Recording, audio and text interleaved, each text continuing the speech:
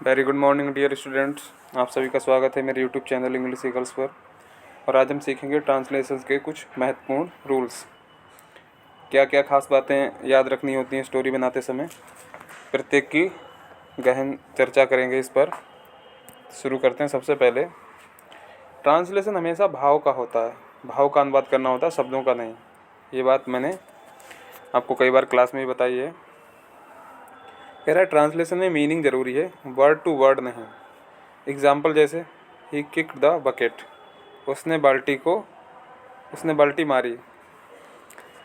यहाँ पर जो किक द बकेट है ना, ये फ्रेज है आपका, इसका मतलब होता है टू डाई, उसकी मृत्यु हो गई। इसका मीनिंग ये है। आप अगर डायरेक्ट इसको अगर हिंदी मीनिंग निकालेंगे, जैसे ही किक्ड द बकेट, तो क्या ही निकालेंगे।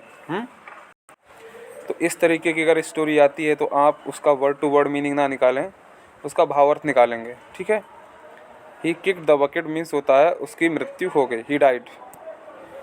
टेंस, पहले तो आपको टेंस आने चाहिए और उसको सही तरीके से रखना आना चाहिए। टेंस कभी बदलना नहीं चाहिए। जैसे एग्जांपल है, सी इज़ रीडिंग ए बुक, वह किताब पढ़ रही है, बिल्कुल सही है। आप उसको चेंज कर देंगे तो ये गड़बड़ हो जाएगा यहाँ पर। दूसरा, इसमें सब्जेक्ट वर्ब एग्रीमेंट होना बहुत ज़रूरी है।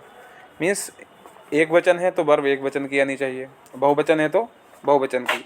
सब्जेक्ट के अनुसार ही वर्ब बदलनी चाहिए। एग्जांपल है, दे आर हैप्पी, वे खुश हैं। ठीक है। अब यहाँ पर दे के साथ इज नहीं आएगा, ना एम आएगा। ठीक है। तो इस तरीके से भी इन चीज़ों का ध्यान रखना जरूरी है। फोर्थ है आपका ईडियम्स एंड फ्रेजेस का भावार्थ। आपको ईडियम फ्रेजेस का भावार्थ आना चाहिए। ईडियम्स का लिटरल मीनिंग मत लिखो। लिटरल मतलब शब्द टू शब्द, मतलब जैसे कि जो उसका शब्द है उसी का अर्थ लिख दो डायरेक्ट, नहीं। एग्जाम्पल जैसे एट सिक्सेस एंड सेवन्स, बहुत उलझन में होना, चीज़ें तितर बितर कर देना। ठीक है।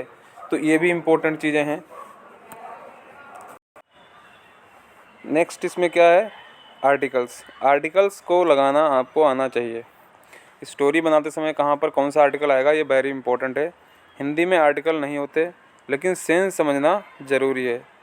द सन मीन्स होता है सूर्य, विशेष अर्थ में। ठीक है।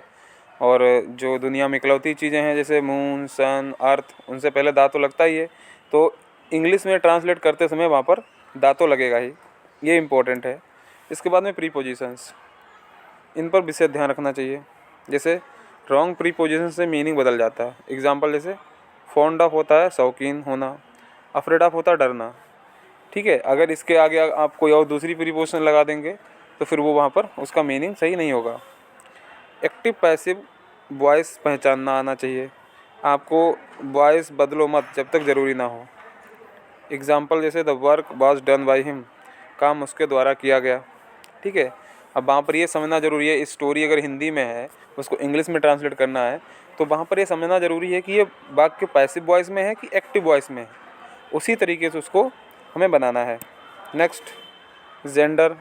जेंडर आपको पहचानना आना चाहिए कि यहाँ पर स्त्रीलिंग है, पुल्लिंग है। नंबर मीन्स एक वचन है, एक बहुवचन है। जैसे my sister is a teacher, मेरी बहन एक अध्यापिका है। तो यहाँ पर टीचर का मतलब अध्यापक ही नहीं होता हमेशा। ये क्योंकि कॉमन जेंडर है तो इसीलिए इसका मतलब अध्यापिका भी होता है, शिक्षिका भी होता है। प्रॉपर नाउंस को ट्रांसलेट मत करो। नेम्स प्लेसेस सेम रहते हैं। जैसे Delhi is the capital of India. अब इसमें दिल्ली, दिल्ली और इंडिया मीन्स भारत। इंडिया को तो भारत कहते ही हैं, लेकिन दिल्ली को दिल्ली कहते हैं। दिल्ली भारत की राजधानी है। तो जो प्रॉपर नाउन होते हैं ना, वो चेंज नहीं होते हैं। मीन्स टू से वो सेम टू सेम उसका मीनिंग रहता है, चाहे वो इंग्लिश में हो या फिर हिंदी में हो। 10th रूल है, सरल और स्वाभाविक भाषा का प्रयोग करो। ट्रांसलेशन नेचुरल लगनी चाहिए। कठिन शब्दों से बचो जब आसान विकल्प हों। That's very important. आपको सिंपल सेंटेंसेस में, छोटे छोटे सेंटेंसेस में और सिंपल वर्ड यूज करने हैं, ताकि चेक करने वाले को ज़्यादा उसमें गड़बड़ सड़बड़ ना लगे। आप डिफ़िकल्ट वर्ड यूज कर देंगे तो वहाँ पर प्रॉब्लम क्रिएट हो जाएगी। 11 रूल है, कॉन्टेक्स्ट। संदर्भ को समझो। शब्द का अर्थ सेंटेंस के अनुसार बदल सकता है। एग्जाम्पल, लाइट मीन्स रोशनी, हल्का। कंटेक्स्ट पर निर्भर करता है। लाइट मीन्स हल्का भी होता है। कहते हैं ये लाइट कलर है इसका। ठीक है। और लाइट लग रही है, लाइट मीन्स रोशनी लग रही है। तो यहाँ पर ये चीज़ समझना है कि वहाँ पर उसका भाव क्या आ रहा है। पूरा सेंटेंस पढ़ेंगे तो भाव समझ में आ जाएगा। तो उसके हिसाब से हमें उसका मीनिंग लगाना होता है। ठीक है, नेक्स्ट देखते हैं पंक्चुएशन, स्ट्रक्चर का ध्यान। पंक्चुएशन कहाँ पर कौन सा विराम लगना है, कौन सा चिन्ह लगना है, कहाँ पर क्वेश्चन मार्क लगेगा, कहाँ पर पूर्ण विराम लगेगा, कहाँ पर फुल स्टॉप लगेगा। इंग्लिश में क्वेश्चन को क्वेश्चन ही रखो। Example, where are you going, तुम कहाँ जा रहे हो, क्वेश्चन मार्क लगा है। लेकिन यहाँ पर अगर आप फुल स्टॉप लगा देंगे तो फिर ये गड़बड़ मीनिंग हो जाएगा। Hindi and English common patterns क्या होते हैं? कॉमन पैटर्न मतलब जैसे कि कई बार कहानियाँ शुरू होती हैं ना, स्टोरी शुरू होती हैं, तो जैसे कैसे शुरू होती है, एक बार की बात है, ये हमेशा बनता है वंस अपॉन ए टाइम या वंस देयर वाज, ऐसे भी शुरू हो सकती है। कुछ स्टोरी होती है ना कि एक बार की बात है, अब बहुत समय पहले, लॉन्ग एगो या लॉन्ग लॉन्ग एगो, ऐसे शुरू कर सकते हैं हम। ठीक है, बहुत समय पहले की बात है, इस तरीके से। पुराने समय में, इन ओल्डन डेज या इन एंशियंट टाइम्स, इस तरीके से बना सकते हैं। तो जो स्टोरी शुरू होती है ना, कई बार एक बार की बात है, एक बार एक राजा था, एक बार है तो केवल वंस लगा देंगे। ठीक है, नेक्स्ट देखते हैं ईडियम्स एंड फ्रेजेस। कुछ ईडियम्स फ्रेजेस हैं, उनका हिंदी मीनिंग आपको आना ज़रूरी है। मैं यहाँ पर कुछ ईडियम्स को लिखा है मैंने, उसके मीनिंग्स हैं। जैसे टू लूज़ हर्ट, हिम्मत हारना, वो हिम्मत हार गया, ही लॉस्ट हर्ट, इस तरीके से बन जाएगा। एट द 11th आवर, अंतिम समय पर। ऐसा अगर स्टोरी में हिंदी मीनिंग है कि वह अंतिम समय पर पहुंचा, तो आप उसका वहाँ पर फ्रेज यूज़ कर दें तो सबसे बेस्ट रहेगा। मैन ऑफ लेटर्स, इसका मतलब होता है विद्वान व्यक्ति। To make both ends meet, मुश्किल से गुजारा करना। इन ब्लैक एंड वाइट होता है लिखित रूप में। तो ऐसे फ्रेजेस का हिंदी मीनिंग भी आपको आना चाहिए, जिससे कि आप स्टोरी में इसको आसानी से यूज कर सकते हैं। फिर है कॉमन सेंटेंसेस क्या होते हैं। कॉमन सेंटेंसेस जैसे hard work is the key to success, कड़ी मेहनत सफलता की कुंजी है। ऐसा अगर सेंटेंस आ जाए तो सीधे सीधे यही लिख देना है, health is better than wealth, धन से बढ़कर स्वास्थ्य है। Where there is will there is way, जहाँ इच्छा होती है वहाँ रास्ता निकल ही आता है। इसका एक और हिंदी मीनिंग है, जहाँ चाहवा राह। All that glitters is not gold, जो चमकता है वह सोना नहीं होता। मतलब हर चमकने वाली चीज़ सोना नहीं होती है। तो ऐसे डायरेक्ट सेंटेंस आ जाते हैं, उनको हम डायरेक्ट बना सकते हैं। ये चीज़ें हमको याद होनी चाहिए पहले से ही। कुछ यहाँ पर स्टोरीज हमने सिंपल स्टोरी हैं, उनको कैसे बनाया जाएगा वो हमने यहाँ पर कुछ मॉडल्स रखे हैं, देखते हैं। Once upon a time, once upon a time means एक बार की बात है, direct. A poor woodcutter lived near a forest, एक गरीब लकड़हारा। अब poor woodcutter, poor means गरीब, वुड कटर मीन्स लकड़हारा, लिव्ड मीन्स रहता था, नियर मीन्स पास में, फॉरेस्ट मीन्स जंगल के। ठीक है, सिंपल से बना हुआ। One day, one day means एक दिन। His ex fail into a river, fail into means गिर गई। हिज एक्स मीन्स उसकी कुल्हाड़ी गिर गई, और कहाँ, इनटू अ रिवर, नदी में। कोई चीज़ गति करते हुए जाती है ना किसी में, तो इनटू लगाते हैं। He did not tell a lie, उसने झूठ नहीं बोला। God rewarded him for his honesty, भगवान ने उसकी ईमानदारी का पुरस्कार दिया। ठीक है, ये हमने थोड़ा शॉर्ट करके बना दी, इसमें काफ़ी बड़ी स्टोरी है ना। तो अब इसमें इसका मोरल क्या है कहानी का, honesty is the best policy, ईमानदारी सर्वोत्तम नीति है। मीन्स मैंने केवल यहाँ पर आपको थोड़े नमूने, थोड़े मॉडल्स दिखाए हैं कि किस तरीके से स्टोरी बनती है और उसके हम सेंटेंस कैसे यूज़ करते हैं भावार्थ के तरह से।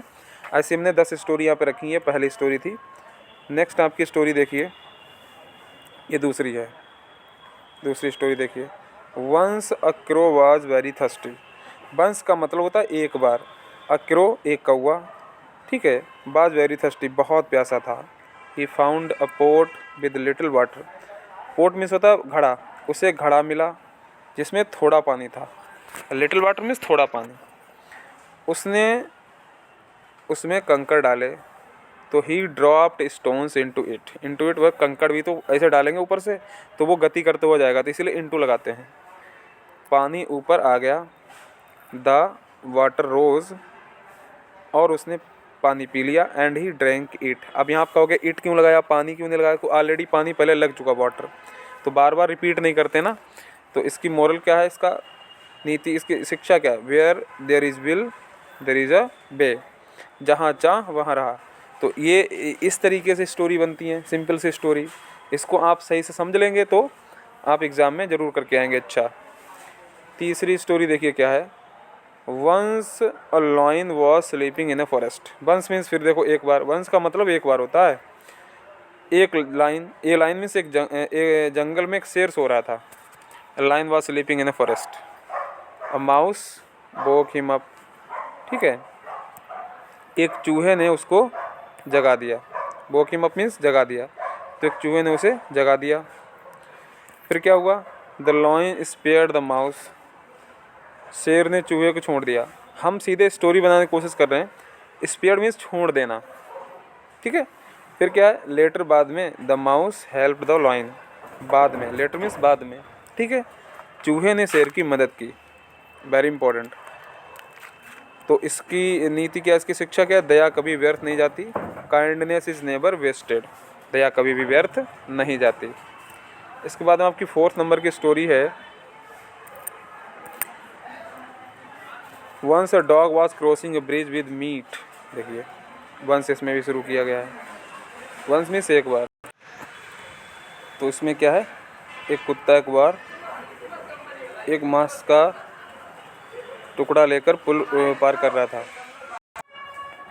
उसके बाद है, he saw his reflection in water. Reflection means क्या होता है, परछाई, ठीक है। तो ही मीन्स उसने पानी में अपनी परछाई देखी। सॉ मीन्स देखी, रिफ्लेक्शन मीन्स परछाई, ठीक है। इन वाटर मीन्स पानी में। He try to get it and lost his meat. लालच में उसने मांस को खो दिया। अभी यहाँ पर थोड़ा ये गड़बड़ हो गया।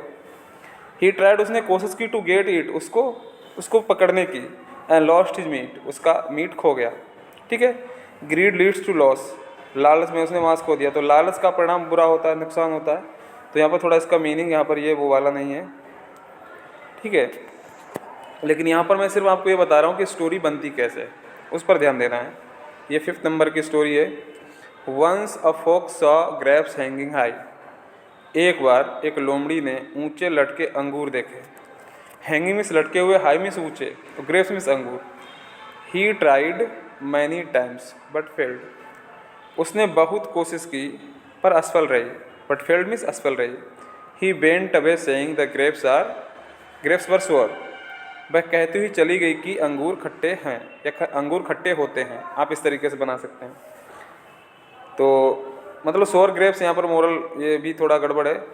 ना मिलने पर कोई चीज़ ना मिलने पर लोग उसकी बुराई कर देते हैं, ठीक है। तो ये वो चीज़ है।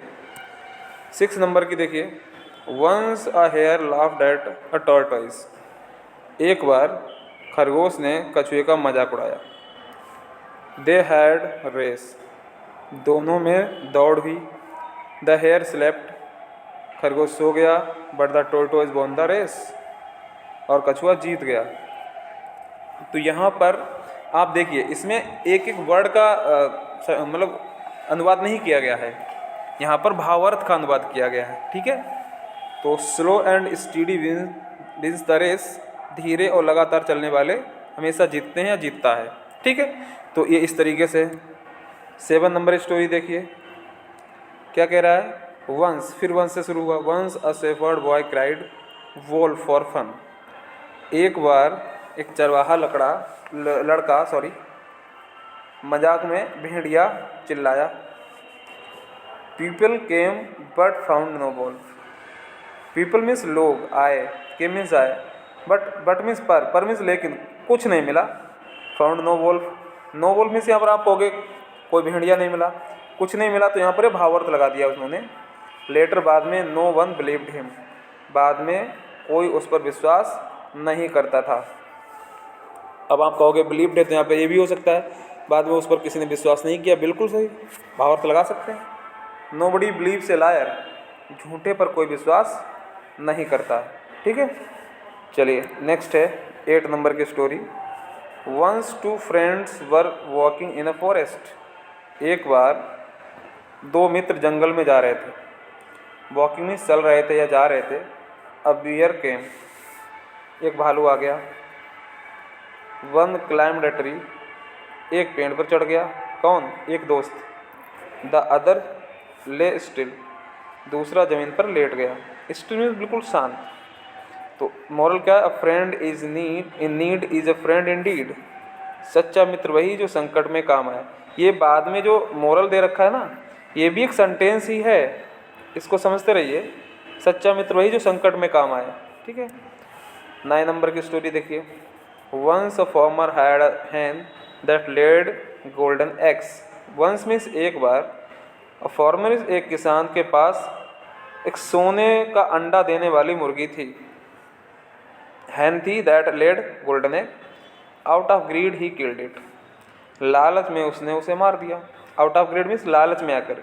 ही किल्ड इट, उसने उसको मार दिया। ही गॉट नथिंग, उसे कुछ नहीं मिला। ग्रीड इज अ कर्स, लालच बुरी बला है, लालच बुरा होता है। ठीक है ये। उसके बाद 10 नंबर की स्टोरी देखिए। तो यहाँ पर कह रहा है once an old man gave a bundle of stick to his sons. एक बार एक बूढ़े व्यक्ति ने अपने बेटों को लकड़ियों का गट्ठ दिया। They could not break it, वे नहीं तोड़ सके। यहाँ पर मैं सिर्फ ये बताने की कोशिश कर रहा हूँ कि ये वर्ड जो सेंटेंसेस हैं वो बने किस टाइप से हैं, ना कि मैं पूरी स्टोरी समझा रहा हूँ। यहाँ पर थोड़े थोड़े अंश उठाए गए स्टोरी से। He broke them one by one, उसने एक एक करके तोड़ दिया। क्या तोड़ दिया? एक एक लकड़ी तोड़ दी, लेकिन इकट्ठी लकड़ी नहीं तोड़ पाया। तो मोरल इसमें यूनिटी इज स्ट्रेंथ। ऐसा सेंटेंस आ जाए तो क्या करेंगे? एकता में बल है, एकता में ताकत होती है। तो ये थे आपकी 10 सिंपल सी मैंने स्टोरी के नमूने यहाँ पर पेश किए, ना कि स्टोरी हैं। इस तरीके से स्टोरीज बनती हैं। आपको 2-3 चीज़ें ध्यान रखनी है। एक तो भावार्थ का अनुवाद करना है, शब्द टू शब्द नहीं, वर्ड टू वर्ड अनुवाद नहीं करना है। दूसरा, आपको सेंटेंस में कौन सी वर्ब लगनी है, कौन सा सब्जेक्ट है। एक वचन है तो एक वचन की वर्ब, द्विवचन है, द्विवचन मीन्स बहुवचन है तो बहुवचन की वर्ब। ठीक है। दूसरा, आपको इसमें बहुत डिफ़िकल्ट वर्ड का यूज नहीं करना है जो आपको खुद नहीं पता है। सिंपल सा रखिए, छोटे छोटे सेंटेंस में बनाइए। तीसरा, आपको ये है कि राइटिंग आप बहुत अच्छी रखेंगे। मेन चीज़ है राइटिंग। राइटिंग के नंबर आपको बोर्ड परीक्षा में मिलते हैं। ठीक है। हाँ, आप चाहो तो स्टोरी को कहीं फेयर रफ पे बना लो पहले, उसके बाद आप फेयर में बनाओ, ये हो सकता है। तो वहाँ पर कटिंग होगी तो स्टोरी में आपको अच्छे नंबर नहीं मिलेंगे। ठीक है। तो मिलते हैं फिर नेक्स्ट वीडियो में। अभी तक के लिए इतना ही। Okay, thank you.